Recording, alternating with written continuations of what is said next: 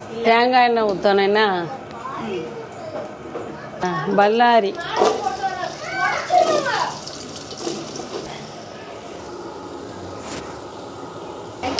நல்லா கிண்டணும், செவக்க வதக்கணும்.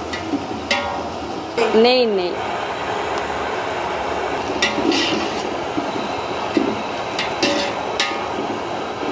செவக்கணும். செவந்தாதான் அந்த பிரியாணி டேஸ்ட் வரும். கொத்தமல்லி இலை, புதினா இலை ரெண்டுமே சேர்த்துப்போம்.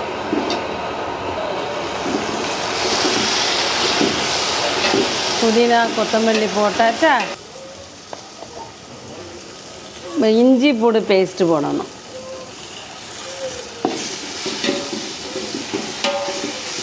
இஞ்சி பூண்டு பேஸ்ட்டு போட்டு நல்லா வதக்கிட்டு ஸ்டவ்வை குறைச்சி வச்சுக்கிடுங்க. இப்போ வத்தப்பொடி, மிளகு பொடி, தக்காளி,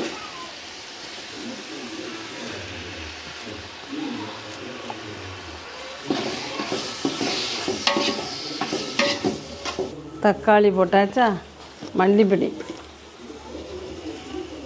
2 ஸ்பூன் மல்லிப்பொடி, கிராம்பு பட்டை பொடி,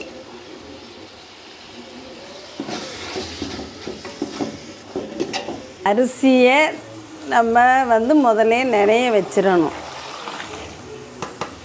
சட்டி அடுப்பில் வைக்கிறதுக்கு முந்தி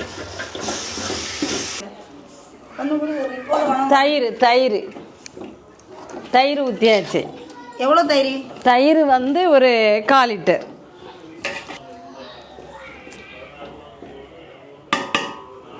பிரியாணி பொடி, பிரியாணி பொடி போட்டு நல்லா கிண்டணும். மட்டன் மட்டன் மட்டன் 1 கிலோவுக்கு 1.5 கிலோ. குக்கரில் மட்டனை வேக வைக்கணும். சிக்கனுன்னா அப்படியே நம்ம போட்டுடலாம், மட்டனை வேக வைக்கணும். இது தண்ணி 1க்கு 1.5 மட்டன் தண்ணி தானே? ஆமாம், எல்லோ கலரா? Yellow colour. உப்பு, ஆமாம் மூடி.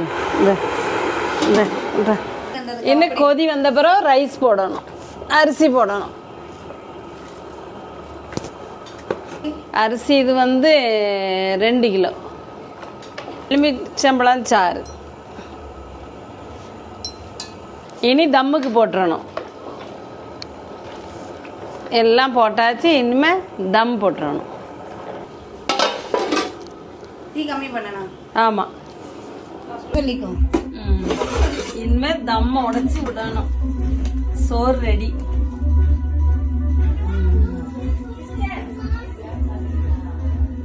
சாப்பாடு அவ்வளோதான் ரெடி ஆயிடுச்சு.